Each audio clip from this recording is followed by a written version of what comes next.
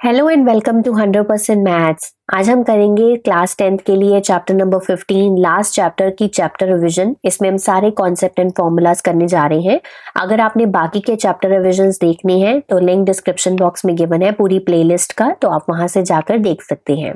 आज की इस वीडियो में इंपॉर्टेंट ये है कि प्रोबेबिलिटी की टर्मिनोलॉजी भी करेंगे, साथ में हम जैसे टॉसिंग अ कॉइन का बेसिक फॉर्मूला होता है या थ्रोइंग अ डाई का फॉर्मूला होता है वो आपको बताऊंगी। सारे आउटकम्स बताऊंगी आपको कि कैसे आप निकाल सकते हैं इजीली, और प्रोबेबिलिटी का फॉर्मूला और कुछ टर्म्स। तो ये सारी चीजें बहुत इंपॉर्टेंट है क्लास 10th के लिए। ये 10 to 15 मिनट्स आप सबके लिए बहुत इंपॉर्टेंट होने वाली हैं। आप इसके बाद कोई भी क्वेश्चन को सॉल्व कर पाएंगे। तो ये वीडियो क्लास 10th के लिए मोस्ट इंपॉर्टेंट है। इस वीडियो को लास्ट तक आपको जरूर देखना है।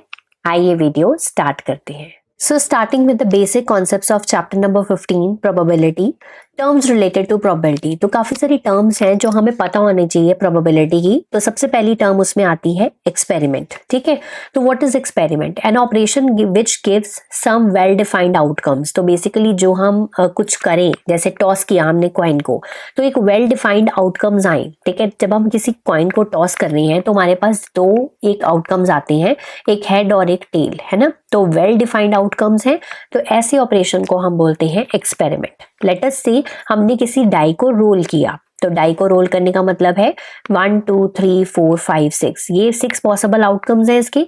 तो इस तरह से एक 52 कार्ड्स का हमने पैक लिया, है ना, जहां से हमने कार्ड को पिक किया, तो वो भी क्या है, एक एक्सपेरिमेंट है। अब हमारे पास दो टाइप्स के एक्सपेरिमेंट होते हैं। First one is random experiment and second one is deterministic experiment. तो रैंडम एक्सपेरिमेंट क्या होता है? Experiment is said to be random experiment if it satisfies the following conditions. पता क्यों होनी चाहिए ये सारी चीजें? क्योंकि कई बार हमें क्वेश्चंस थ्योरेटिकली भी आ जाते हैं इस चैप्टर में से। ठीक है, तो यहाँ पर रैंडम एक्सपेरिमेंट क्या होता है? It has more than one possible outcomes. जैसे हमने अभी करा कि कॉइन को टॉस किया तो हमारे पास दो पॉसिबल आउटकम्स हैं, तो वन से ज्यादा पॉसिबल आउटकम हो तो उस एक्सपेरिमेंट को हम रैंडम एक्सपेरिमेंट बोलते हैं। And the second condition is it is not possible to predict the outcome result in advance. ठीक है, तो बेसिकली हम प्रिडिक्ट नहीं कर सकते। अब हम जब हम कॉइन को टॉस करते हैं या डाई को रोल करते हैं या किसी कार्ड को पिक कर रहे हैं, है ना, 52 कार्ड्स में से अगर पिक कर रहे हैं तो हमें ये पता होता है पहले से कि क्या आएगा? नहीं। ठीक है ना, तो बेसिकली जहां पर हम प्रिडिक्ट ना कर पाए, प्रिडिक्शन ना हो पाए कि रिजल्ट क्या आने वाला है, वो क्या होता है? Random experiment. ठीक है, tossing a coin, rolling a die, drawing a card from a pack, etc. all are examples of the random experiment। ठीक है, अब दूसरे टाइप के एक्सपेरिमेंट मैंने यहाँ पर बताया था आपको डिटर्मिनिस्टिक। डिटर्मिनिस्टिक के एक्सपेरिमेंट वो होता है जहां पर हमारे पास कोई एक ही आउटकम होता है, मतलब हम पहले से प्रिडिक्ट करके चलते हैं कि यही 100% यही आएगा। मतलब यहाँ पर तो क्या था, रैंडम एक्सपेरिमेंट में क्या था, हेड और टेल में 50-50% प्रोबेबिलिटी है कि 50% हेड आ सकता है, 50% टेल आ सकता है। बट डिटर्मिनिस्टिक में एक ऐसा कॉइन बना लिया जिसके दोनों साइड्स पे हेड ही है, तो ऑब्वियसली टॉस करेंगे तो हेड ही आएगा। ठीक है ना, तो that is called as deterministic, जहां पर हमें पहले से पता हो, डिटर्मिन्ड हो कि हाँ भी 100% यही रिजल्ट आने वाला है। तो यहाँ प्रोबेबिलिटी जब हम करते हैं तो हम रेयरफ रैंडम एक्सपेरिमेंट्स की बात करते हैं, डिटर्मिनिस्टिक एक्सपेरिमेंट्स को हम यहाँ पर नहीं लेते हैं। ठीक है, तो तभी आप जब क्वेश्चंस आते हैं आपको, वहां पर आपने कभी नोटिस किया है, वहां पर लिखा होता है कि in a random experiment. Why it is written in a random experiment? क्योंकि वो बता रहा है कि ये रैंडमली डन है। ठीक है, कुछ भी आउटकम हो सकता है। ठीक है, next topic is trial. Trial क्या होता है? अगर जैसे कॉइन को हमने 50 टाइम्स टॉस किया है तो हर टाइम जो हम टॉस कर रहे हैं उसे हम बोलते हैं ट्रायल। ठीक है ना, जैसे कोई मूवी का ऑडिशन देने जाता है तो बोलते हैं ना ट्रायल्स दिए इसने, 50 मतलब ट्रायल्स दिए।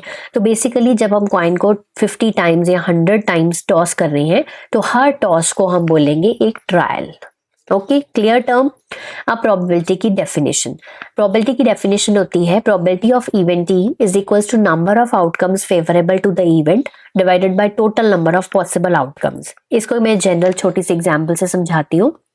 अगर हमारे पास 6 ब्लू बॉल्स है, 5 रेड बॉल्स है और 3 हमारे पास ग्रीन बॉल्स है, ठीक है, इस तरह से है, तो मैंने कहा कि प्रोबेबिलिटी निकाल लो ब्लू बॉल्स की। ठीक है, तो ब्लू बॉल्स कितनी है? 6। Divided by total number of balls. Total number of balls कितनी है? 6 + 5 + 3, 11 + 3 कितने हो गए? 14। तो 6/14 जो है वो क्या है? प्रोबेबिलिटी ऑफ ब्लू बॉल है। ठीक है, ऐसी अगर मैं बोलूं प्रोबेबिलिटी ऑफ रेड बॉल निकालो, तो रेड बॉल क्या है? 5 / 14। अब मैं बोलती हूं नॉट ग्रीन। ठीक है, probability of not green, green नहीं होनी चाहिए, बाकी कोई भी कलर हो सकता है, ब्लू भी हो सकता है, रेड भी हो सकता है, यानी कि 6 + 5 / 14, यानी कि 11/14। So this is the basic example to understand the concept of probability. Okay, अब इसके बाद आ जाते हैं some special events. Some special events मतलब sure event and impossible event. अब श्योर नाम से पता चल रहा है सर्टेन इवेंट। इवेंट को श्योर इवेंट तब बोलते हैं जब all the possible outcomes are favourable to the event. ठीक है, probability of sure event is 1। Let us से हमारे पास सिंगल थ्रो ऑफ डाई किया, 1 2 3 4 5 एंड 6, ये उसके आउटकम्स है जब हमने एक डाई को थ्रो किया। मैंने आपको कहा प्रोबेबिलिटी निकालो getting a number less than 7। ठीक है, लेस देन 7 ही है सारे नंबर ये वाले, तो मतलब ये श्योर इवेंट है, इसमें पॉसिबल आउटकम्स आएंगे ही आएंगे। तो जो इवेंट श्योर होना ही होना है, और इसकी प्रोबेबिलिटी हमेशा क्या होती है? 1 होती है। ठीक है, तो ये हमारा श्योर इवेंट की डेफिनेशन है। नाम से पता चल रहा है ये तो। इम्पॉसिबल इवेंट, ये भी नेम से पता चल रहा है कि probability of impossible event is 0, है ना, इम्पॉसिबल इवेंट हो ही नहीं सकती। अब मैं बोलूं getting a larger number than 7, ठीक है, यहाँ getting a number 7 in a single throw of a die. आप मुझे इसमें 7 नंबर ला के दिखाओ सिंगल थ्रो ऑफ डाई में। ठीक है, ला सकते हो आप? नहीं ला सकते, तो इम्पॉसिबल इवेंट है। ठीक है, तो ऐसे इवेंट्स को हम बोलते हैं इम्पॉसिबल इवेंट्स। नेक्स्ट टॉपिक है आपका कॉम्प्लीमेंट या नेगेशन ऑफ ए इवेंट। मतलब यहाँ पर ई एंड नॉट ई जो इवेंट्स हैं वो क्या है? कॉम्प्लीमेंट्री है। और P of E, probability of event E plus probability of not E, हमेशा क्या होता है? 1 होता है। ठीक है, अब अगर मैं यहाँ पर कई बार क्वेश्चंस में आपको आ जाता है, आपको पीई जो है वो 0.75 गिवन है, तो आपको पीई बार निकालना है। तो वो आप कैसे निकालोगे? सिंपल, इस फॉर्मूले में आप पुट करोगे PE plus P not E is equals to 1। ठीक है, सिंपल आप यहाँ पर 0.75 वैल्यू पुट करोगे plus P of E not E is equals to 1, P of not E 1 minus 0.75, तो ये आ जाएगा 0.25। ठीक है, तो ये इसका आंसर होगा। तो ये फॉर्मूला तब वहां पर काम आ जाता है। ठीक है, नेक्स्ट है हमारा इवेंट। इवेंट क्या होता है? कलेक्शन ऑफ ऑल और some outcomes of a random experiment. तो हमने कोई एक्सपेरिमेंट किया, ठीक है, तो उसकी कलेक्शन जो है आउटकम्स की, उसे हम बोलते हैं इवेंट। ठीक है, अब ये 2 तरह की इवेंट्स होती हैं, elementary and compound event. Elementary नाम से पता चल रहा है has only 1 outcome of the random experiment, getting a head और a tail in a tossing of a coin. या तो हेड हो सकता है या टेल हो सकता है। ठीक है, सिंगल आउटकम आए जब, तो उसे हम एलिमेंट्री इवेंट बोलते हैं। ठीक है, an event having only 1 outcome, एक आउटकम। ठीक है, या हेड या टेल। अब कंपाउंड इवेंट क्या होता है? कलेक्शन ऑफ 2 और मोर एलिमेंट्री इवेंट्स। ठीक है, 2 या 2 से ज्यादा एलिमेंट्री इवेंट्स हो तो उसे हम बोलते हैं कंपाउंड इवेंट। ठीक है, जैसे in a random experiment of tossing of 2 coins, तो जब हम 2 कॉइन्स करते हैं तो हमारे पास एच एच, एच टी, ठीक है, टी एच और टी टी, ये 4 आउटकम्स आते हैं, है ना।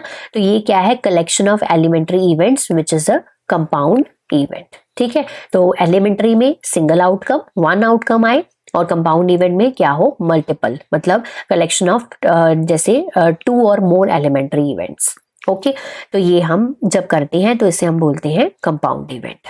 ओके, नेक्स्ट टॉपिक है आपका problem based on tossing of a coin. देखो, तो कॉइन की 2 साइड्स होती हैं, हेड एंड टेल। ठीक है, तो जब आप सिंगल कॉइन को टॉस करते हो तो आपके कितने आउटकम्स आते हैं? 2, है ना, हेड एंड टेल। अगर आप 2 कॉइन्स को टॉस कर रहे हो तो आपके 4 आउटकम्स आएंगे, H H, H T, T H and T T, है ना। अब जब आप 3 कॉइन्स को टॉस कर रहे हो तो आपके कितने पॉसिबल आउटकम्स होंगे? 8 होंगे। वो कैसे होंगे? देखो, एच एच एच, तीनों का H, then H H T, चलना कैसे है? लास्ट पे टी चलना है पहले, फिर टी शिफ्ट कर दो बीच में, फिर टी फ्रंट पे ले आओ, 2 एच के साथ हो गए सारे। ठीक है, देन हमारे पास आएगा T T H, then T H T, अब 2 टेल के साथ चल रहे हैं, देन एच टी टी, ये हो गया, and last is T T 50, 1 2 3 4 5 6 7 8, ठीक है, तो ये हम लिख रहे हैं। तो इसका फॉर्मूला नोटिस किया आपने, जब हमारे पास सिंगल एक कॉइन था तो कितने आउटकम्स आए, HT, मतलब 2 आउटकम्स आए। तो इसका फॉर्मूला होता है 2 की पावर n न, ये n जो है नंबर ऑफ कॉइन्स है। नंबर ऑफ कॉइन्स मतलब अगर एक कॉइन है तो 2 आउटकम्स आएंगे, अगर 2 कॉइन्स हैं तो 4 आउटकम्स होंगे, अगर 3 कॉइन्स हैं तो 8 आउटकम्स होंगे, 4 कॉइन्स हैं तो 16 आउटकम्स होंगे, ठीक है। तो 2 की पावर n जो है वो टॉसिंग ऑफ कॉइन का क्या है, फॉर्मूला है इन जनरल। तो n क्या है, number of coins here, okay. तो यही यहाँ पर लिखा हुआ है, ओके। नेक्स्ट आ गया आपके पास problem based on throwing a die. अब जब डाई थ्रो किया तो डाई थ्रो करने पे सिंगल वाले पे हमारे पास 6 आउटकम्स होते हैं। सो 1 2 3 4, ठीक है, 5 एंड 6, ठीक है, ये पॉसिबल आउटकम्स हैं। अब अगर हमने 2 बार थ्रो किया तो उसके पॉसिबल आउटकम्स क्या होंगे, ये होते हैं उसके पॉसिबल आउटकम्स। तो ये आपको याद करने की जरूरत नहीं है, सिंपल है ये तो लिखने, 1 1 1 2 1 3 1 4 1 5 1 6, ऐसे फिर 2 1 2 2 2 3 2 4 2 5 2 6, तो ये 36 आउटकम्स बनेंगे, ठीक है। तो इसका भी जनरल फॉर्मूला होता है 6 की पावर n। अगर सिंगल डाई है तो 6 आउटकम्स, 2 डाई हैं तो 36 आउटकम्स, 3 डाई हैं तो 216 आउटकम्स, ठीक है। तो कई बार जनरल क्वेश्चन पूछ लिया जाता है कि अगर 3 डाई टॉस किया जाए, ठीक है, तो अब आउटकम्स थोड़ी लिखने बैठ जाओगे 216, ठीक है ना। तो पता होना चाहिए कि फॉर्मूला के बेसिस पे ये आउटकम्स किस तरह से आ रहे हैं, ठीक है। तो टॉसिंग अ कॉइन में 2 की पावर n फॉर्मूला है और इसकी थ्रोइंग अ डाई में 6 की पावर n फॉर्मूला है, ओके। तो लास्ट टॉपिक है हमारा इस चैप्टर का प्रॉब्लम बेस्ड ऑन कार्ड्स। तो यहाँ पर हमारे पास 52 कार्ड्स होते हैं, जिसमें 26 क्या होते हैं, ब्लैक होते हैं, और 26 क्या होते हैं, रेड होते हैं। ये तो आप सबको पता होगा, देखे भी होंगे। अब ब्लैक कौन से होते हैं, उसमें से स्पेड होती है और क्लब। स्पेड बोलते हैं पान का पत्ता, क्लब चिड़ी, हार्ट दिल वाला, और डायमंड जो इस तरह से बना होता है, ईट ईट बोलते हैं जिसको हम ज्यादातर, ठीक है। अब यहाँ पर स्पेड जो है वो 13 होते हैं, क्लब भी 13, हार्ट 13, डायमंड 13, ठीक है। तो मेरे लिए बेसिकली 26 रेड और 26 ब्लैक होते हैं। 26 ब्लैक में 13 स्पेड, 13 क्लब, 13 हार्ट, 13 डायमंड, ठीक है। ये आपको याद होने चाहिए अच्छी तरह से।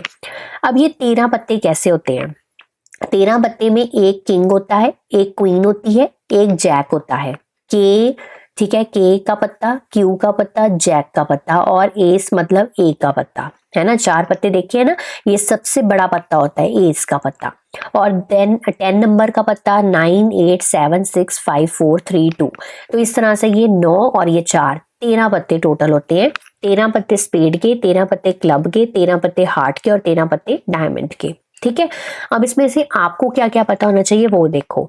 अब इसमें कितने फेस कार्ड्स होते हैं जिसके बेस पे क्वेश्चंस बनते हैं। अब फेस कार्ड्स, यहाँ टर्म यूज की जाती है फोटो कार्ड्स। फोटो कार्ड्स या फेस कार्ड्स मतलब जिनके ऊपर फोटो बनी होती है। आज कार्ड्स निकाल कर देखना और वहां देखना किन किन पे फोटो बनी हुई है। फोटो किस पे बनी होती है, एक किंग वाले पे बनी होती है, क्वीन वाले पे बनी होती है, और जैक वाले पे, मतलब जो 11 12 13 नंबर वाला पत्ता होता है वो उन पे हमारी फोटो बनी होती है, मतलब उन पे फोटोज बनी होती हैं, ठीक है, किंग क्वीन एंड जैक पे।